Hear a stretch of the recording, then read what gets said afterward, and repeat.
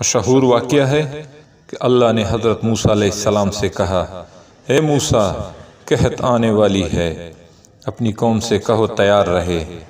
حضرت موسیٰ علیہ السلام نے اپنی قوم کو یہ پیغام پہنچا دیا تو ان کی قوم نے اپنے گھروں کی دیواروں میں سوراخ بنا دیے تاکہ قحط اور سختی کی صورت میں ساتھ والے گھر کی مدد کر سکیں، اور اس طرح یہ سخت دن گزر جائیں۔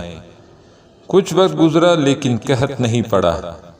حضرت موسیٰ علیہ السلام نے اللہ تعالیٰ سے وجہ پوچھی تو جواب ملا کہ تمہاری قوم نے آپس میں ایک دوسرے پر رحم کیا تو میں کیوں نہ ان پر رحم کروں، اس لیے قحط نازل نہیں ہوا۔ موجودہ مہنگائی کے دور میں ایک دوسرے پر رحم کریں تاکہ خدا بھی ہم پر رحم کرے۔ مہنگائی کی اس سخت دور میں ہمیں اپنے رشتہ داروں، دوستوں اور پڑوسیوں کا خاص خیال رکھنا چاہیے۔